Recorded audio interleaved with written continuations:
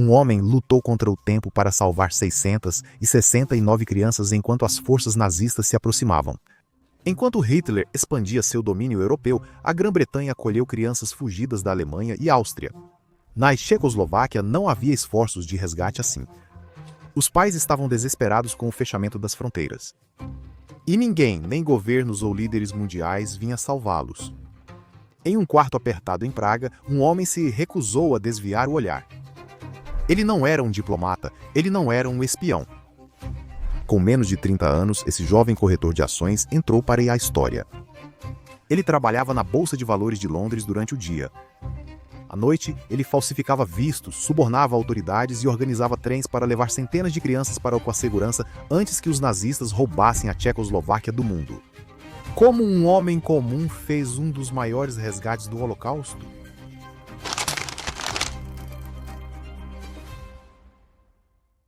Nicolau Winton sempre teve vantagens.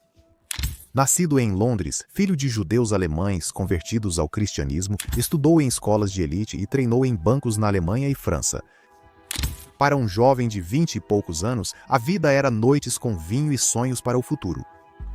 Política e sua herança raramente lhe vinham à mente. Com a Grande Depressão, o treinamento de Winton foi interrompido e, ao retornar a Londres, encontrou a cidade mudada. Homens faziam fila nos centros de emprego. Crianças pediam esmolas em sopões. Famílias se amontoavam em pequenos apartamentos. O sofrimento que antes via de longe agora estava à porta de casa. Shaikh entrou no Partido Trabalhista decidido a contribuir para um mundo melhor. No fim de 1938, o mundo seguia para um lugar mais sombrio. Hitler anexou a Áustria e foi recebido com aplausos, não resistência. Judeus eram tirados de casa e agredidos nas ruas. Intelectuais e opositores políticos foram enviados a campos de concentração. Grã-Bretanha e França, tentando evitar a guerra, cederam a Sudetenlândia a Hitler. Wittgen temia o que outros não queriam admitir. Os nazistas não parariam por aí, a Tchecoslováquia seria a próxima. O restante da Europa faria o mesmo. Em dezembro de 1938, enquanto Wittgen preparava malas para uma viagem de esqui, seu telefone tocou. Martin Blake, colega ativista trabalhista, ligava de Praga. Blake trabalhava com um grupo britânico que auxiliava refugiados vindos da Sudetenlândia. Você precisa vir, ele insistiu, poucas semanas após a Kristallnacht, quando nazistas destruíram vitrines, incendiaram sinagogas e deportaram milhares na Alemanha e Áustria. A violência crescia, assim como o desconforto de Wittgen. Ele trocou esquis por caderno e passagem de trem. Em Praga, ele foi direto ao centro de uma crise de refugiados. Winton não perdeu tempo. Quase assim que chegou, conheceu Doreen Warner, chefe do Comitê Britânico para Refugiados da Tchecoslováquia. Ela o guiou pelos campos de refugiados perto de Praga, barracas improvisadas, famílias encolhidas no frio e crianças assustadas agarradas aos pais. O ar estava carregado de desespero. Comida era pouca, doenças se espalhavam. Diariamente, pais imploravam a Warner: "Salve nossos filhos!" Winton observava diariamente o rosto dela quando ela admitia não poder fazer muito. O BCR já estava sobrecarregado e focado em ajudar refugiados políticos adultos a fugir da prisão nazista. Mas o Winton só pensava: e as crianças? Naquela noite, após outro dia exaustivo de ajuda, Warner olhou para Winton e disse: "Se puder fazer algo pelas crianças, talvez queira tentar." Esse foi o impulso que Winton precisava para começar a planejar. Após os horrores da Noite dos Cristais, o Reino Unido concordou em receber um número limitado de crianças da Alemanha nazista e da Áustria. Esse esforço de resgate, mais tarde conhecido como Kindertransport, salvou quase 10.000 crianças, a maioria delas judias. Nicolau Winton pensava se algo semelhante poderia ser feito pelas crianças tchecas sob o domínio de Hitler. Sem escritório, equipe ou orçamento, apenas um quarto barato e determinação, ele escreveu um aviso e colou na porta. Seção do Comitê Britânico para Refugiados da Tchecoslováquia. Não era oficial, mas era um começo. Depois conheceu Trevor Chadwick, professor inglês que veio a Praga patrocinar 2 meninos refugiados. Quando Winton explicou seu plano, Chadwick não hesitou. Ele concordou em cuidar da logística no local se Winton conseguisse convencer o governo britânico a abrir suas portas. O tempo estava se esgotando. A Europa se aproximava cada vez mais da guerra. Cada atraso significava mais crianças presas atrás das linhas nazistas. O tempo passava e só Nicholas Winton parecia ouvir. A burocracia britânica era lenta. Quando Winton pressionava, era ignorado com a justificativa: porque a pressa, nada vai acontecer na Europa. Talvez para homens em escritórios de Londres houvesse tempo de sobra. Winton visitara os campos de refugiados, viu o desespero dos pais e ouviu seus pedidos sussurrados. Aquelas famílias e seus filhos não podiam esperar. Winton decidiu agir sozinho. Do seu quarto de hotel em Praga, começou a receber inscrições. Sem aval do governo, sem autorização, só permissões falsas e uma fila crescente de pais desesperados. Para eles, a decisão era dura. Mandar os filhos para a Grã-Bretanha sabendo que talvez nunca mais os vissem. Ou mantê-los por perto mesmo sabendo da aproximação nazista. Em carta à mãe, Witten relatou a angústia da pergunta de um dos pais. Quando meu filho poderá ir? E eu algum dia poderei também? Talvez as circunstâncias impeçam essa mãe de rever o filho caso o levemos para lá Inglaterra. Tempos difíceis exigiam ousadia. Com a notícia se espalhando, mais famílias procuravam o quarto de hotel de Winton, implorando pelos filhos. A demanda foi tão alta que ele teve que abrir um escritório formal. Após 3 semanas de burocracia e reuniões, Winton retornou a Londres com uma lista de 900 nomes. 900 crianças cujas vidas dependiam do próximo passo. O Ministério do Interior britânico aprovou, porém com restrições rigorosas. Primeiro, Winton precisou encontrar um lar adotivo para cada criança até os 18 anos. Em segundo lugar, ele precisava arrecadar 50 libras por criança, uma quantia impressionante para garantir o eventual retorno delas para casa. Era uma tarefa impossível, mas Winton se recusou a desistir. Sem apoio do Comitê de Refugiados, ele fez de sua casa em Londres um centro de comando improvisado.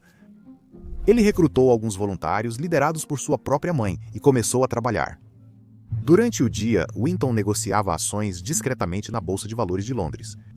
À noite, ele mudava totalmente. Ele iniciou uma campanha nacional, publicando anúncios urgentes, colando fotos de crianças refugiadas em murais de igrejas e sinagogas e escrevendo ao presidente Roosevelt, suplicando aos Estados Unidos da América para aceitá-las. Roosevelt não respondeu.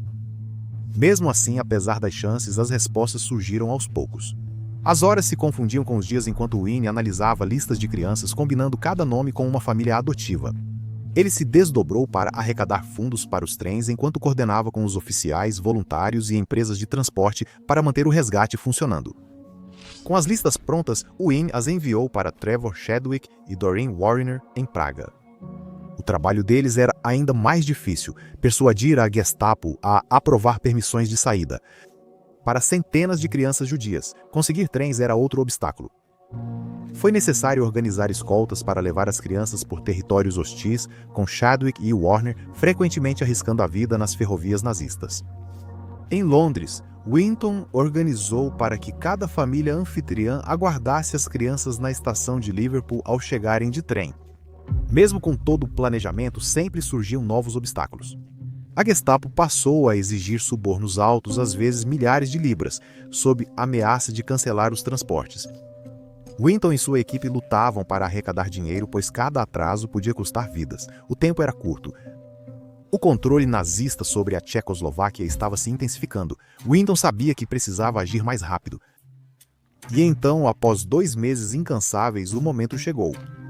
O primeiro transporte de crianças organizado por Winton partiu de avião de Praga para Londres. Em Londres, famílias anfitriãs aguardavam ansiosas. Pela primeira vez, Winton e sua equipe permitiram-se um suspiro de alívio. Apesar das chances, eles conseguiram. O primeiro grupo estava seguro, mas a vitória deles durou pouco. No dia seguinte, tropas nazistas invadiram a Tchecoslováquia. As fronteiras se fecharam, o perigo aumentou. Winton e sua equipe não tiveram escolha. Eles correram para organizar o máximo de transportes possível antes que o tempo acabasse. Cada trem trazia alívio, mas também dor insuportável.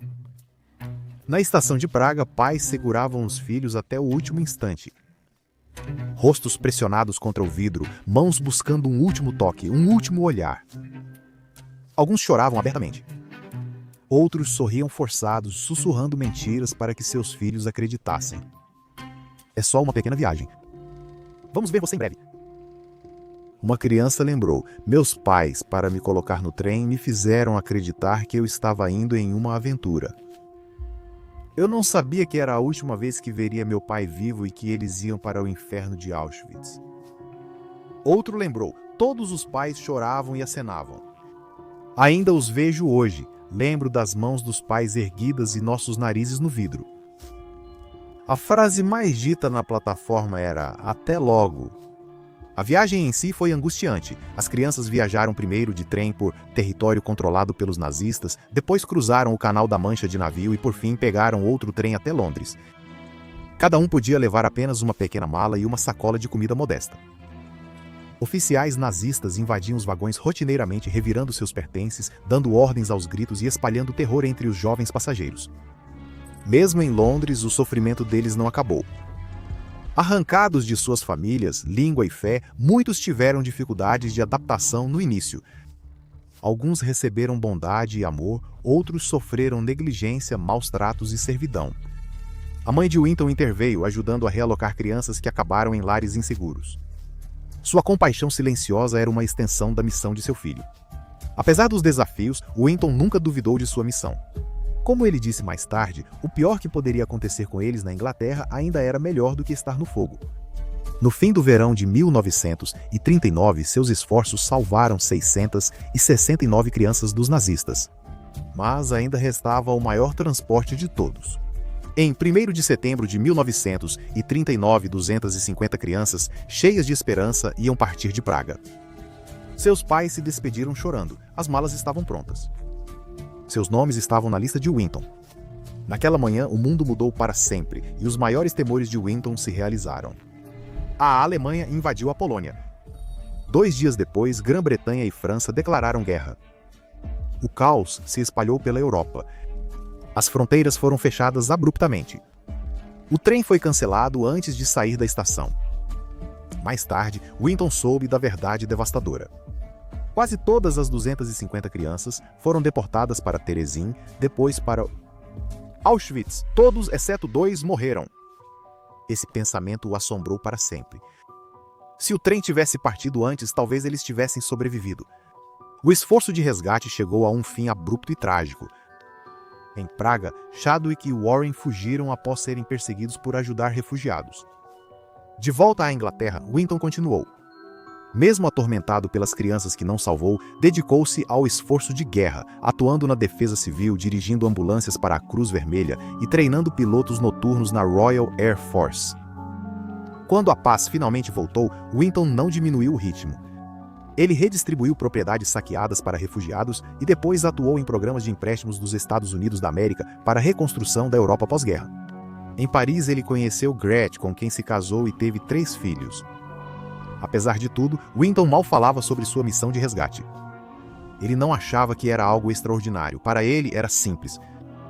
Havia crianças que precisavam ser salvas e ele tinha os meios para ajudar. O mundo levou 50 anos para descobrir o feito de Nicholas Winton. Em 1988, enquanto limpava o sótão, a esposa de Nicholas Winton achou um álbum de recortes empoeirado. Dentro havia fotos, cartas e listas com centenas de crianças que ele ajudou a salvar. Não eram apenas papéis velhos, eram vidas. Greta mostrou o álbum de recortes a um historiador do Holocausto que passou a rastrear sobreviventes. Depois, o programa That's Life da British Broadcasting Corporation contou a história e convidou Winton para a plateia na transmissão. Nicholas Winton e os comitês que o apoiaram salvaram 664 crianças. Este é o álbum de recortes dele. O que ele não sabia era que a plateia era composta por aquelas crianças, agora adultos, pais e avós. Num momento marcante, Winnie olhou em volta e percebeu que centenas de vidas existiam graças a ele. Posso perguntar, há alguém em nossa plateia esta noite que deve sua vida a Nicholas Winnie? Se sim, pode se levantar. Sr. Winton, quer se virar?